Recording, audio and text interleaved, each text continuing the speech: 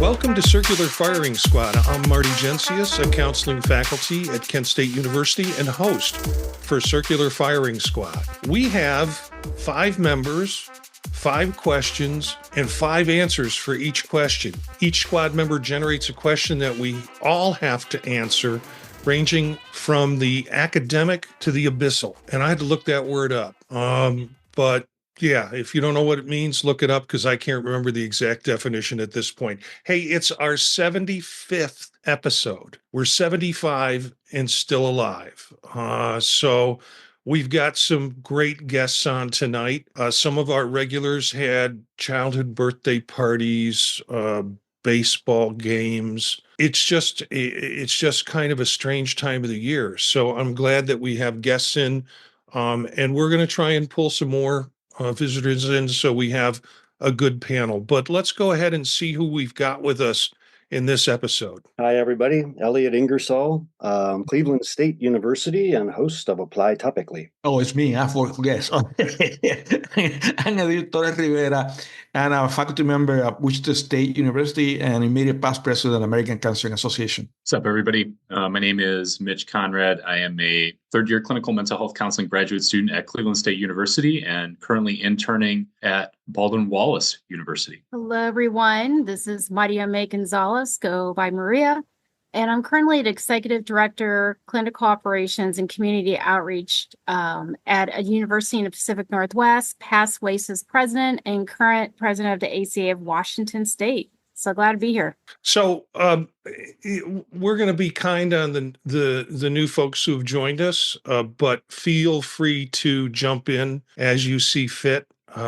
This show might be a little more rougher, but it's our 75th show, so what the heck? Elliot, you have the first question. All right. And this grew out of this reading I'm doing on quantum computing and a lot of predictions that the Silicon Age will start to look like its version of a Rust Belt. So I started thinking, if there's another huge shift in technology, what counseling interventions could we craft to help people go from a digital age to an analog age for those who want to go backwards? Actually, Elliot, what you said was if there was an electromagnetic pulse and all electronics shut down in the world, how would we prepare clients for that? Is that a good depiction of it? Yeah, that's fair. I was just trying to lighten it up a bit, but yep, that was it. Edil, you've got the first response. Yeah, let me take a shot at that. I think that one of the most important pieces that we have is the human interaction. And the computer age, the Zooms, the Microsoft things, give to us more access to the client. We still need to teach people into personal skills, people skills, and I think that that's what actually make us a little bit more human, if you wish. So I don't think that we need to put that down. I know that we have classes now on developing skills, which is kind of interesting because when I first started in the field, there was no such a class. You even come with the personal skills yourself, or you don't do it at all, So I think we need to continue to kind of use that piece. And in that way, be prepared in case the software and the sophistication kind of go out of the window. Yeah. So in a way, I'm taking kind of my approach on this question was, right, like, I feel like we have a lot of these interventions, right, already. And we've sort of moved away. It seems like sometimes we've moved away from types of interventions that are more like, less sort of like digitizing, like back to like more analog stuff, right? Like, and so for example, like some of the stuff that I was thinking about was like, for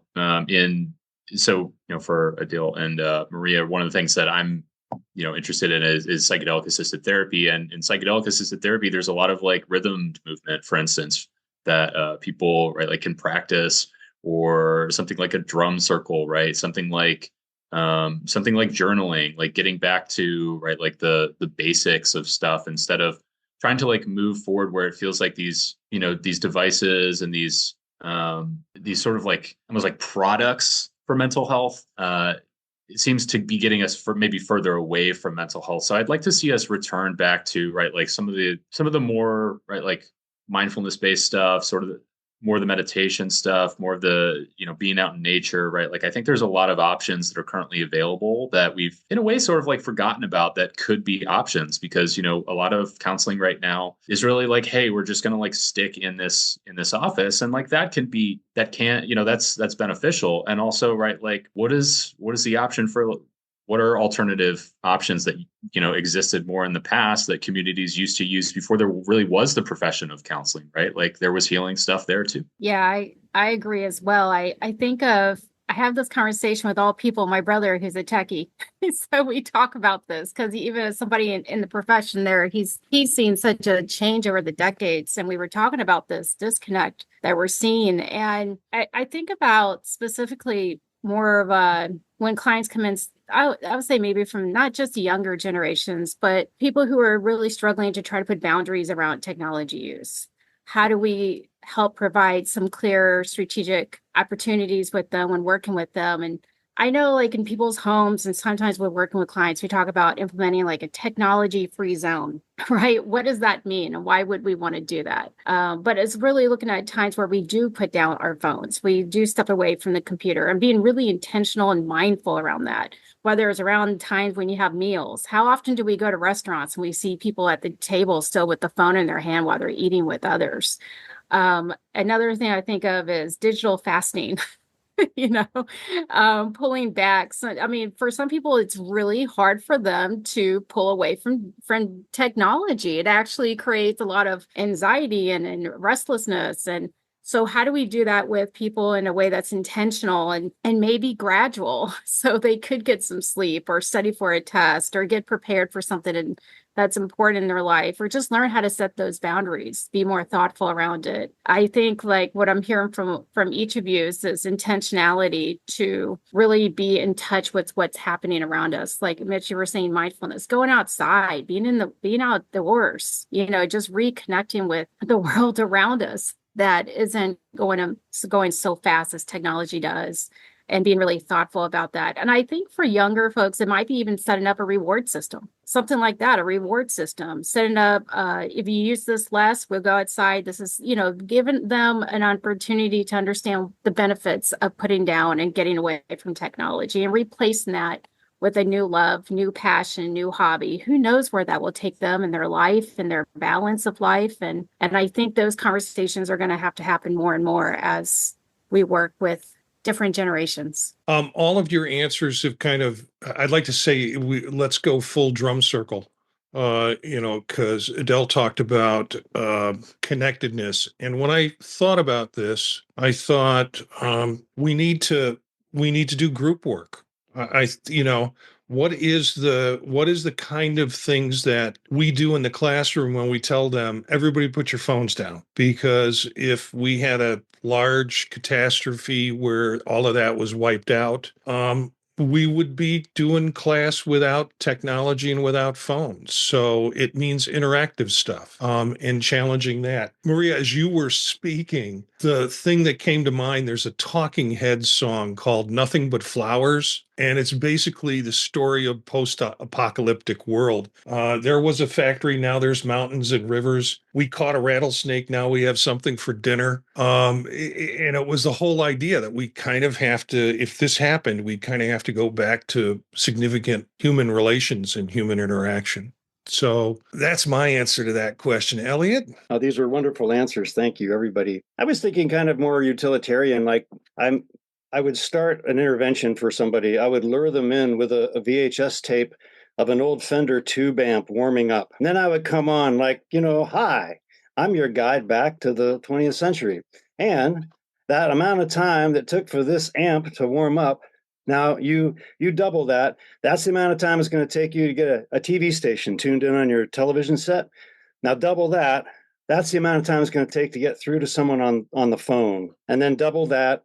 That's the amount of time it's going to take to get hot water out your pipes. So I think that'd that'd get them started anyway. It's like a starter kit. All right, cool. By the way, I also remember the days when one intervention is to be able to touch someone. Now we cannot do that anymore. I remember there was, doing some kind of counseling session and put your hands on somebody's shoulders and that person immediately started catharsis because you were able to touch it. But that's not here nor there. I need to do my question.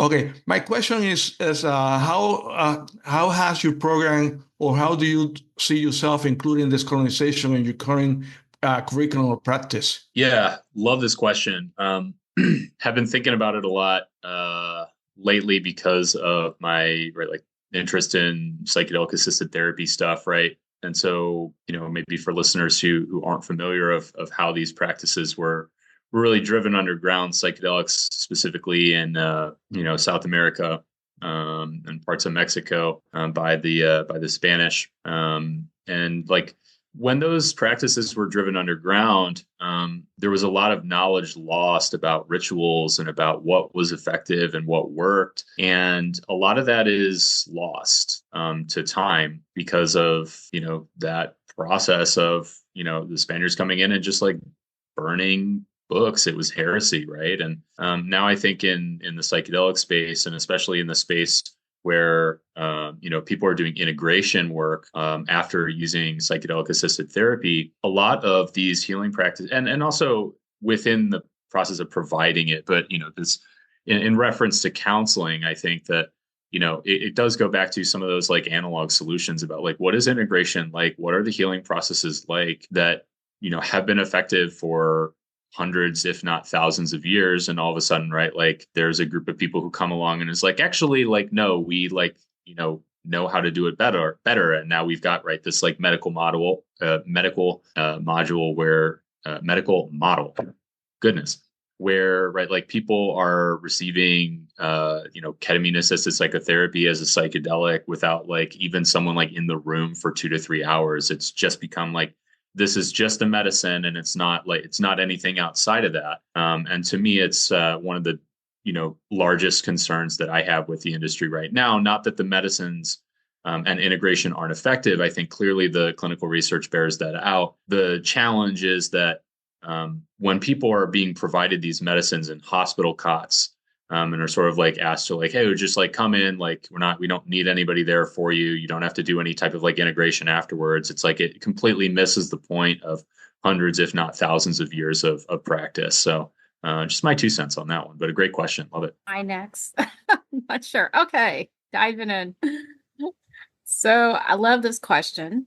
And I think this is throughout my career, this has been a lifestyle. Not just something we do in the classroom or in the sessions, right? This is something we have to live, something that I think we need to learn to be congruent with in and outside of academia. But I think what was fortunate for me a couple of years ago, I worked in a department where we did co-created actually a decolonized checklist, a strategic plan, as well as a department that went 3 years out. And this included looking at really being intentional about reclaiming Indigenous and marginalized voices into all our courses and spaces. And I've had the opportunity to work with many Indigenous tribes throughout my career and right now. And the Pacific Northwest, I'm really close to one particular tribe, and really have been really thoughtful about how we train students and supervisors to work with the tribe, looking at cultural responsive practices, looking at centering their voices in the work that we do.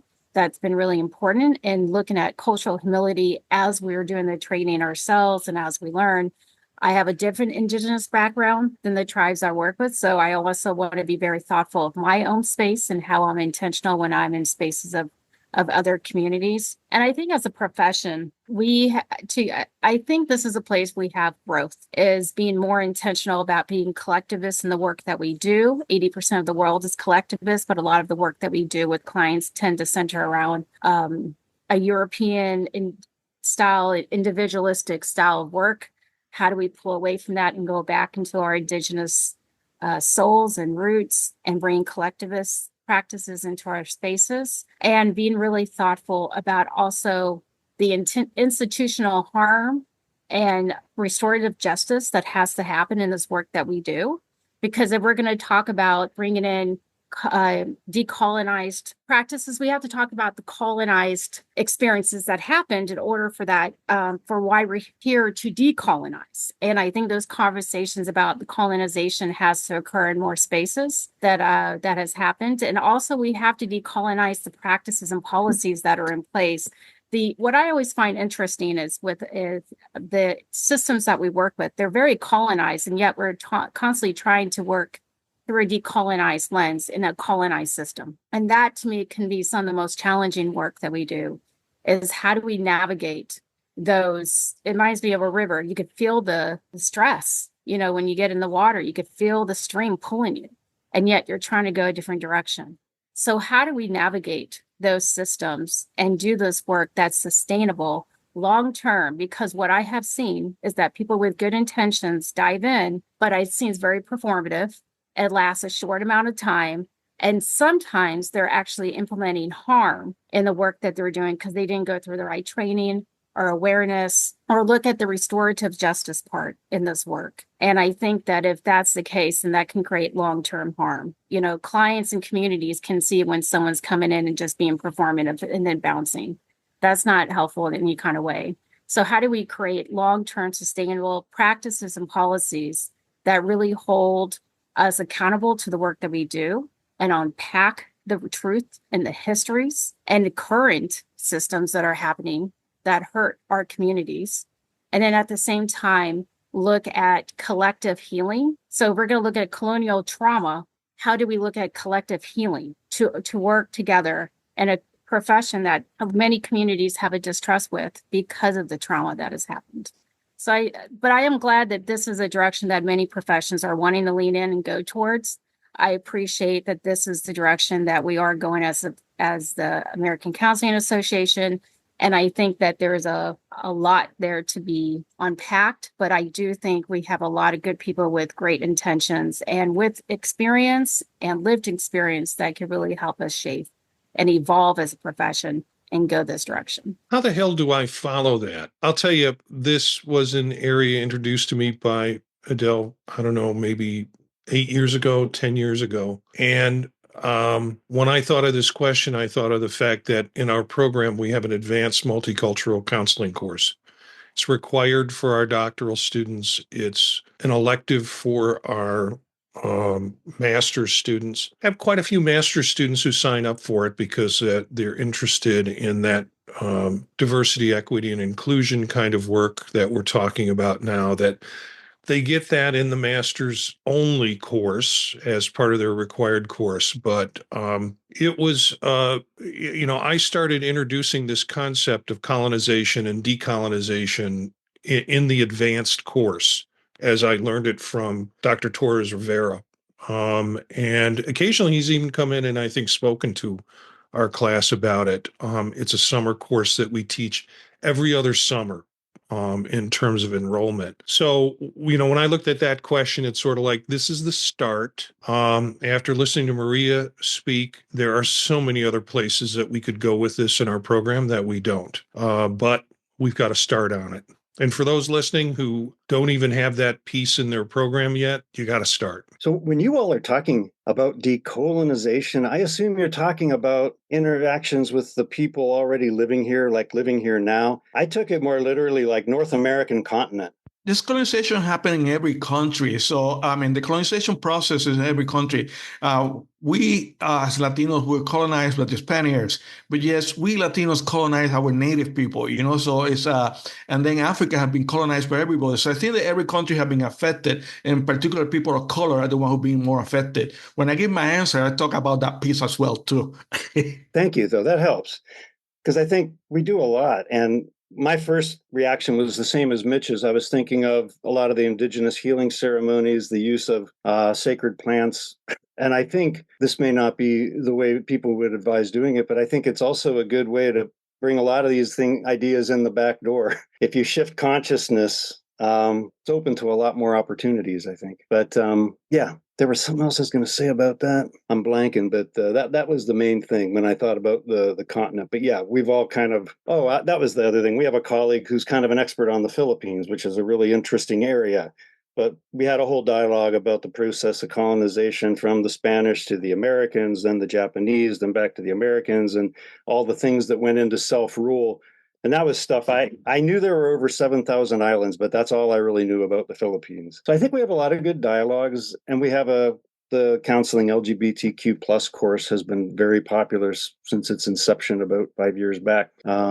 But so now I'm thinking about decolonization in very broad terms. So I apologize if that wasn't the scope you were aiming for. When we talk about decolonization actually again is racism. Okay, all the countries from the north took over countries from the south, and when you look at an example like Africa been colonized by every European. Okay, so one of the things that's very interesting is when I teach multicultural, I try to use the knowledge for the global south. Like we're talking about decolonization, we talk about liberation psychology like it's something new.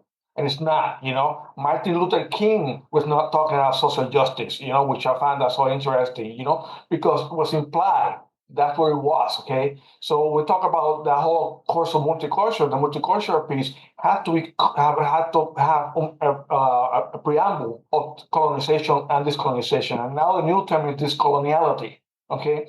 And what you do in discoloniality is the colonization is a one-shot thing, and when you look at the history, and then discoloniality is an ongoing process and trying to move out from the whole Western mentality, of healing people, Some people go far talk about indigenize the whole idea of counseling and psychotherapy, okay?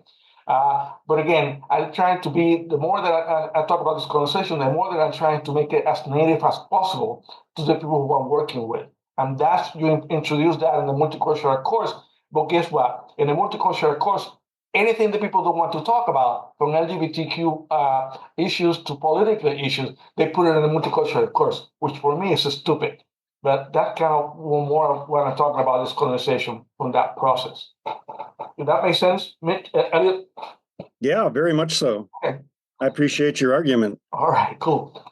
So I think it's Maria now. Yeah, and I just want to add something to that, because I think what I'm hearing you say, Edil, is I think what happens is that they try to put everything into one course. If you're truly doing decolonization work or liberation work, it should be throughout the whole entire program. It's a culture. It's not just something you do on Wednesdays from 3 to 6 p.m. It's something that needs to be ingrained from the whole entire, from when people are understanding even the nature of the department or program they're going into, department culture, training of faculty and staff, to each class has an opportunity to have rich conversations about how that content was even created or what was decided to be taught in that class. And I think that there is an opportunity in every course in the curriculum for decolonization work to occur and liberation work to occur. We have to reframe.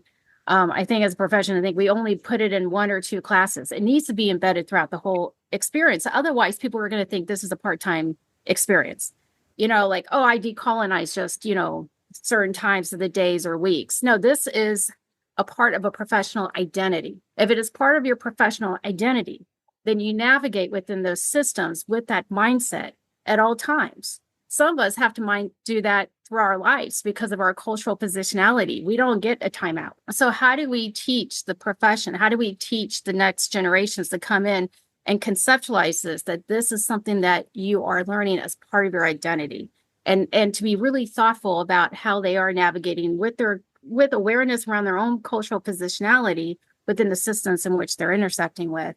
And I think that's something we role model for them from the very beginning so they can learn how to do that. Some people don't know how to do that. And so how do we have those conversations to get people to be more comfortable leaning into those experiences and opportunities where they feel like, okay, this is something I can do in, throughout, no matter what, whether I'm working with individuals, groups, whether I'm in a classroom, whether I'm at a community, whether I'm out in the streets doing advocacy work, right? How do we keep that passion going? This could be a podcast of its own, this issue, because I have a lot of ideas and questions. I hear what you're saying, and I'm also like, I don't know, how much of it do we do? And I think that's up for debate. And professional identity's never been one of my things. I've always start with being a healer, and then no one ever asked, are you a psychologist? Are you a counselor? But I think we got to be careful what we put into the professional identity. And I have a lot of questions about ACA's position on that too. So maybe we could just, this could be a question for a whole podcast at some point. I would enjoy that. I agree. Go ahead, Okay, Mike. Mitch, you're up. All right. This is intended to be a very lighthearted and reminiscing kind of question, I hope. What was the favorite toy that you played with during your childhood? Maria, you first. Sorry, I'm messing up on that sequence. There were a few, but I would say the one that stands out the most was my bike. I loved my bike. I rode that bike everywhere. I would go riding for hours and hours, and I would come back late at night. I'd leave in the morning and come back, and I would just ride throughout the block. And there was a creek not far from us, and go into the woods. And this was in the early 80s. All right. So I know now it's a little bit different now around safety and everything. But back then, you could just go and explore. And I had definitely adventurous heart and spirit. So I loved that bike. I crashed into several things with that bike too, but I would just keep going. I didn't care. I was all tore up, but I would get back on it. I love that thing. I think I have the answer to that question. And if I don't edit myself, the real answer to that question is my blanket as a child. And it was named Goigi. I don't know why. But I was third in line. I was the last child. And I had 3-year age differences and 4-year age differences between my older siblings. So I had one 7 years older than me and one 3 years older than me. So I wound up spending a lot of time alone because of the age difference. They were out doing their stuff. So I didn't have playmates to play with. So that became sort of my companion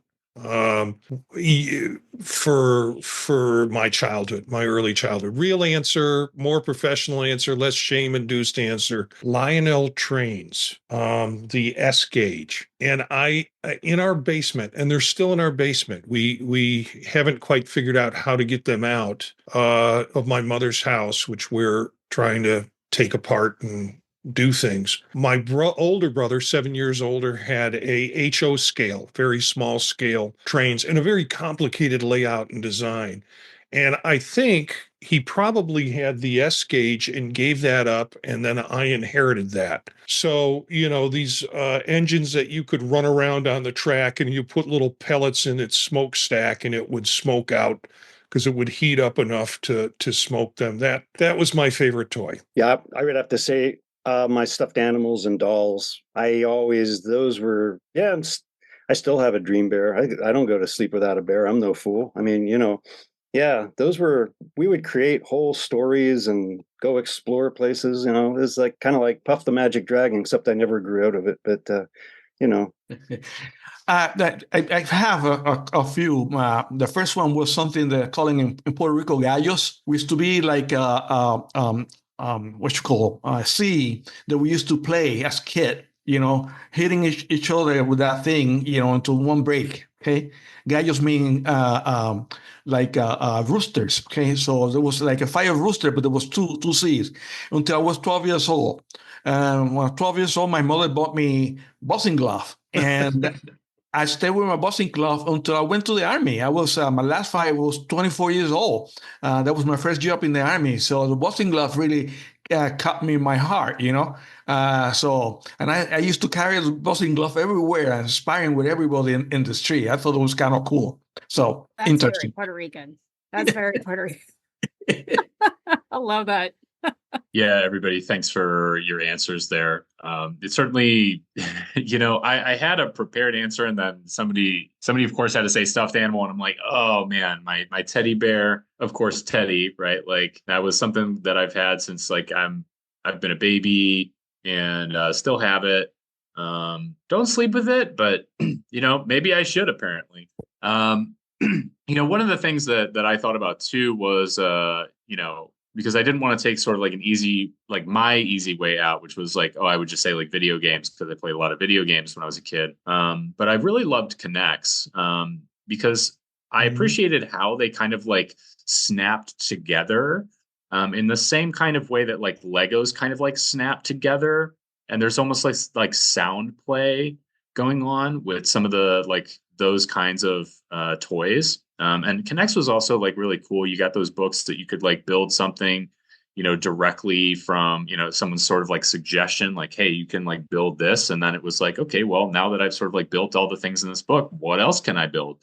And so it was a great way to sort of imagine, what are some additional things that can go on with, toys like that. I really do miss, I got a chance to go to be with my nieces and nephews recently. I really did miss like the Legos. We played like the trains, and I'm like, what? Maybe we're doing the wrong stuff in therapy. I don't know, right? Like, I'm just like, this was really therapeutic. Maybe I should do this instead of go to counseling. I don't know, but yeah, really appreciate everybody sharing their answers. I do have to say, I have some really cool toys from Father Christmas, and one was called a Toss Across, and it was like tic-tac-toe with bean bags. There was Rock'em Sock'em robots. I've been saving these things. I'm taking them with me to the nursing home. I'll be the cool analog guy. I'll be like, don't worry, there's games we can play. Watch. Okay, I think I'm next with the next question. And it is, what is the most random fact that you know?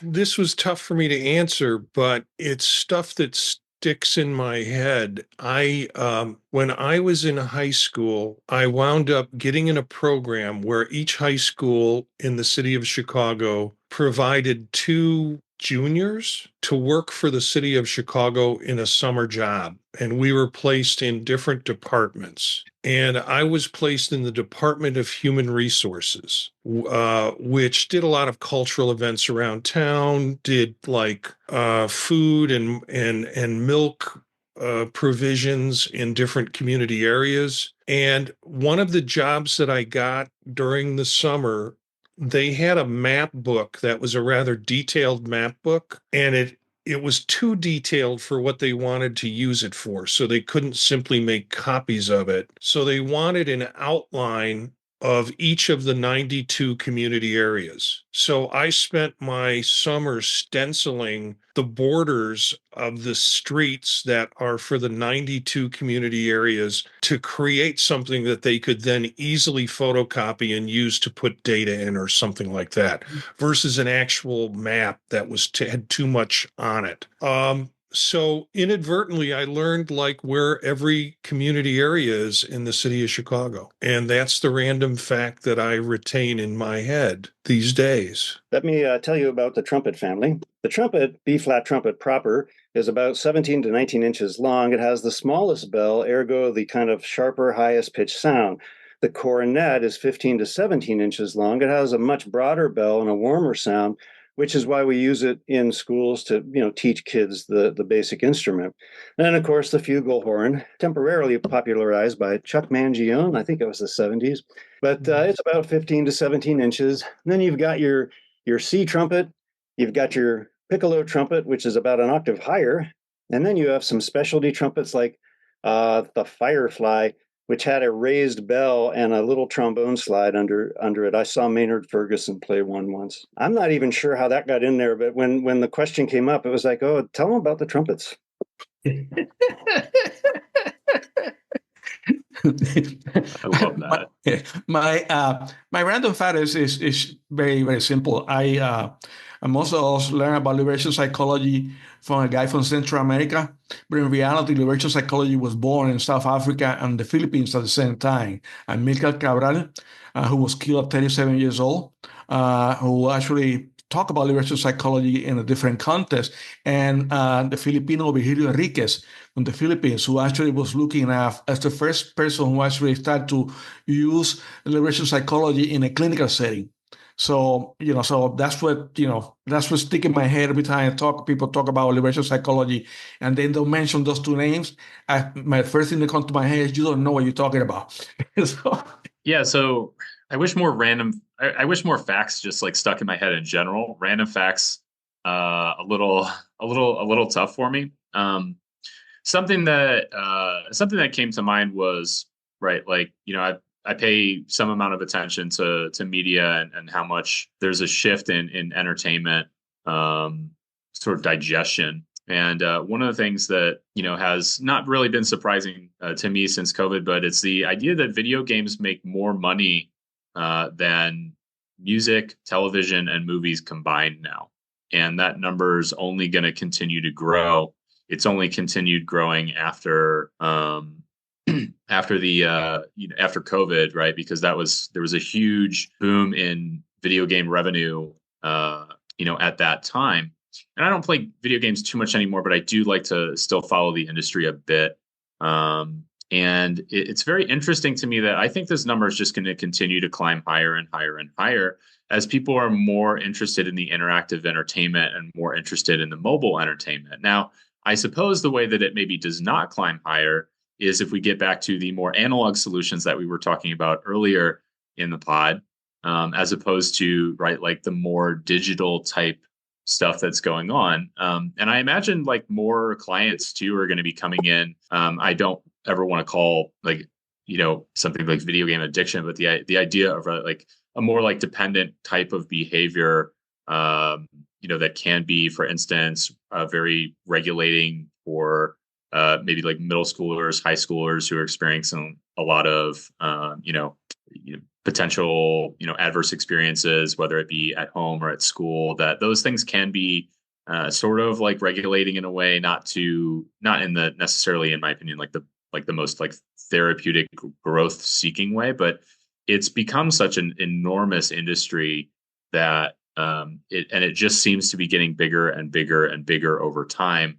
And I'm wondering, like, what does it look like even 25 years from now if we don't have that solar flare thing happen, where this industry is maybe, 5, 10, 15, 20 times its size than it already is, because this is something that, a lot of people are really still interested in. Right. And for me, my little random piece I discovered started with my interest when I lived in the mid 80s. I lived in Anchorage, Alaska, and I would love to go hiking and climbing all this stuff. And then I found out there's no snakes. And I didn't know that. So I got interested about snakes. And an interesting piece is that there are certain countries and locations that snakes do not exist, such as New Zealand, Iceland, Alaska, Hawaii, and a few other locations. And actually, in places like Hawaii, if a snake is introduced, it could threaten the ecosystem. So in places like New Zealand, they have laws that you could be arrested for bringing in snakes and so on. So actually, I always thought that was an interesting fact that always stayed in my head of places I might visit because there's no snakes. I'm just curious how they're doing over there. Did you say Ireland? I mean, didn't St. Patrick? New Zealand, Iceland. Oh, yeah. Well, I mean, wasn't it St. Patrick who got all the snakes out of Ireland? That's the hype. That's the hype. Okay. That's the story. Yeah, he left a PR. Yeah, he left a few behind. I've got the last question, and this comes from this weekend's experience for me. How do you handle homecoming at the institution you work at or the one that you attend, in Mitch's case? Boy, was I glad to see this question. Let me tell you, we have a phantom homecoming. We don't have a football team. I have always been very proud to work at a university that does not have a football team. And somewhere along, and we don't have people coming home either. I mean, if you think of homecoming, it was a traditional people come back to an alma mater or something, I guess. But we don't have that. But we decided one year we were going to have a parade anyway. And I'm telling the truth. I swear to God, this is a true story. The administration, who has since left and shall remain nameless, but yeah, they had a parade and everybody was in competition making floats. And then on the day of the parade, it rained and they canceled it. So I thought that was perfect. I said, man, if that ain't the America I live in, I don't know what is, but it was, it's a delight. I think they still do things. And I'm like, what sort of spell do you think people are under when they come here? I can go. We don't have home. I mean, I never been any home parade or homecoming since I've been in academia as a student. Never done any of that. I avoid that like the plague. And I try not to go to graduation either unless I got a doctorate student graduating. So I'm trying to be very antisocial, stereotypical counselor ed. Yeah, so I'm surprised to learn that CSU has homecoming. I don't know if we're still doing it. I literally have no idea if CSU does homecoming or not. That's probably where I should end it. So I do also work at a different institution, Bowden Wallace, and I actually was part of the organization team rather, to organize homecoming my sophomore year. And that was actually like a really fun experience. It got me into, like sort of the event running kind of process, right? And like what that looks like. And that's like, I think every year that I've been at a university, I've run at least one large campus wide university event, or smaller event, right? Like the Teen Mental Health Summit, where we bring high school students from local Cleveland schools to campus. And so like that was actually like, the homecoming at Ball and Wallace was actually like really fun. I remember we did have a parade. I got to like ride in the parade. I've never rode in a parade before, so that was exciting. And also, I'm not sure if I'm like going to go and like ride in a parade again. It's not on like my bucket list. It's nice to have it like not checked off of it, I guess. Not that it was ever on it, but yeah, I guess like homecoming for me, because like BW is having homecoming this weekend, and I was invited. I've got a lot of schoolwork that I've been catching up on all weekend, but they do like a really nice job, a really nice like family type atmosphere at BW. Each time that I've been to homecoming, I've really appreciated it. They do, of course, have a football team. And it's good vibes. I imagine that I'll, attend a homecoming somewhere someday. Maybe another one at BW here sometime in the future. Who knows? But yeah. I feel like I'm glad Mitch had a good answer, because I have not had a homecoming in a very long time. We don't do homecomings either. So I don't have much to contribute to that, Marty. I will say that years ago, I went to a homecoming with somebody to University of Missouri, and they have a huge football team, and we had pizza, and they have a whole thing. They went all out, and I was actually like, oh, they really go all out for homecoming. This is kind of fun. I actually like college football. I know that's not always popular in spaces. They're counselor educators, but I like college football. I enjoy football. So it was nice going to a homecoming that had the football game and the band and the music and the energy. And I thought that was fun. So. Well, all of your stories have brought back, or lack of stories, have brought back more stories about homecoming. And that first one being in high school, I was on the tennis team, and we didn't get to be part of homecoming because it was all around the football team. So the tennis team decided we were going to pick a date that was going to be our homecoming, and it involved picking the team that we knew we would beat because they probably wouldn't show up. And we weren't very good, but we were going to pick somebody who was actually worse than us, so we would at least win our homecoming game. It involved ditching classes, cutting classes early in the afternoon, getting high, and driving around the school in a station wagon with our tennis rackets out the window, honking the horn, and causing general mayhem, having our own homecoming parade. This weekend was Kent State's homecoming, and I have a bunch of international teachers in on this grant, and they live right down the street in our hotel from the path of the homecoming. So the last couple of years we've done this, we've had them walk over to the Kent State or Kent City Historical Society, because we have a person who works on our group with that area. And so we sit on their lawn across the street from the fraternities and the sororities. And it is a big thing. Nobody told me that the dress code was bare midriff, because that's all that was going on, and a lot of Taylor Swift music going on across the street. It would have been nice if they turned the music down when the bands came by, so the bands didn't have to compete with the Swifties. So yeah, and we sat there. It was quite a spectacle for these international teachers who hadn't seen anything like it. Of course, then they went to the ball game. They went to the football game, and we lost miserably.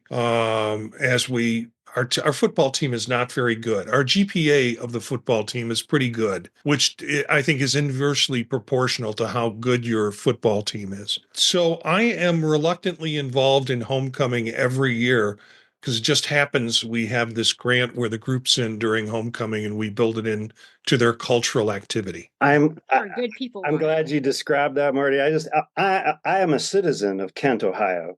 I'm an alumnus of course, Kent State. I've been here over 30 years. You would think I would get used to this. Every year I'm on the couch and I hear pop, pop, pop. And I'm like, all right, that's it. We're under attack. Everybody get to the basement. We're going to start this thing, and it's, oh no, it's fireworks. I'm like, why are we doing fireworks? It's fall. I mean, I like fall, but and then they're like, no, it's homecoming. It's Kent State homecoming. And then the next morning we hear a parade going up the road, and it's quite surreal. And I like that aspect of it. Yeah. Okay. I guess I've got the final shot question. The food you crave outside of its season. My Uncle Jack's Irish stew, which I would eat any season of the year. But it's out of, when is it, why is it out of season? Oh, it's a winter meal. I mean, you cook the whole thing in bacon fat, for heaven's sake. So let's just start there. It's about a 12-hour process. Okay. All right. Pasteles. Oh, okay. It's usually typical food for Christmas. Yeah. But I can eat it all year long, and my wife knows. So every time I go home, she found something. So but pasteles is good. Pasteles with pigeon peas, rice, potato salad, and pork. Hungry. That sounds really good. It's delicious. It's not good for you, but it's delicious. I think, delicious and not good for you go together in my culture. So that makes total sense. For me, this is something that I eat year round. And even though the taste definitely changes, is strawberries. I'm just a strawberry I'm a strawberry kind of dude. My mom's nickname growing up was actually Strawberry, so maybe that's where I got it from. I just, besides the seeds that get in my teeth, although maybe that is part of the enjoyment of it, but I just love strawberries. I think of two that come up for me. Pumpkin bread. I could eat that all year round.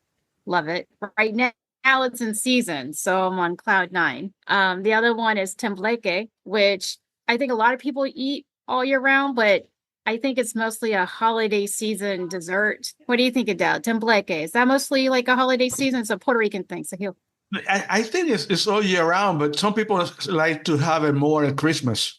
Yeah, and so it's this delicious dessert custard with we put cinnamon on top, and I could eat it all year round. So those are the two. Mine has to be sweet corn, particularly if it's corn on the cob, and I'll survive with frozen corn during the winter. But sweet corn, there's nothing like sweet corn for me. I crave it outside of the season. So maybe there's something our listeners have that they crave outside of the season. Hope you do find that, or even if it's outside of the season.